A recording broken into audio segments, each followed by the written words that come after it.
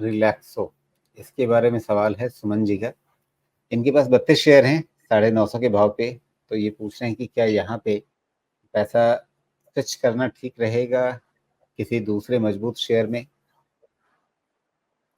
या दूसरा इनके मन में सवाल है कि भाई ये पैसा निकाल के अगर हम स्मॉल कैप फंड में लगा दें मोतीलाल ओसवाल का या कोई दूसरा फंड, 5 साल के लिए अगर अभी स्मॉल कैप फंड में लगा दें पैसा निकाल करके तो कैसा रहेगा। जी मिस्टर सुमन साहा जी, कोई small cap mid cap fund में लगाने का ये सही समय नहीं है। और इसको आप मेरे से जितनी बारी पूछेंगे, ये ऐसा है कि एक पुराने समय में ना रिकॉर्ड पे एक जगह सुई अटक जाती थी, छेद हो जाता था उसमें, और वो आके अब आके वहीं पे आके वही गाना पें पें करके बजता था। मैं वैसा ही बजने वाला हूँ स्मॉल कैप मिड कैप के लिए। कुछ भी नहीं करना है। अब जब तक करेक्शन नहीं हो, अगर अभी तक आप नहीं गए हैं स्मॉल कैप मिड कैप में, तो यहाँ पे जाके अपना वो क्या बोलते हैं वो ओखल में सिर नहीं दीजिए, ये तो बहुत जोर का ऊपर से पड़ने वाला है। मैं नहीं समझता कि आपको 104 टाइम्स पे रिलैक्सो लेने का क्यों शौक चढ़ा है। बहुत एक्सपेंसिव है, कितना भी ग्रोथ दे लेगा, तो 100 टाइम्स का प्राइस अर्निंग ये जस्टिफाई करता है कि मैं नहीं समझता ये करता है।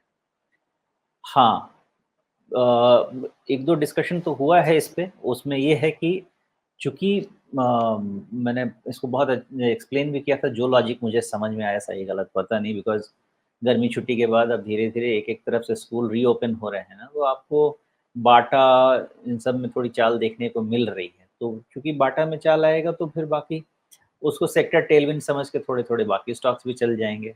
तो उसमें आपको दिमाग ये लगाना चाहिए कि उसमें घुसना है, उसमें अगर फँसे हुए तो निकलना है।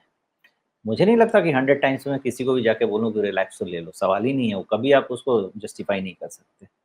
फॉर दैट मैटर बाटा का सिचुएशन बेटर था जो उस दिन मैंने आपको बता दिया, लेकिन उसके अगेंस्ट हो सकता है कि ये टैक्टिकल बाई बने, बिकॉज़ कोई बहुत ज़्यादा फंडामेंटल लॉन्ग टर्म रीज़न नहीं है बाटा के इस वैल्यूएशन पे चलने का। बट सिचुएशन थोड़े समय के लिए तो कंड्यूसिव है। रिलैक्सो बहुत महँगा है, इतनी महँगी चीज़ को और मार्केट के इस लेवल पे लेना खतरे से खाली तो नहीं है।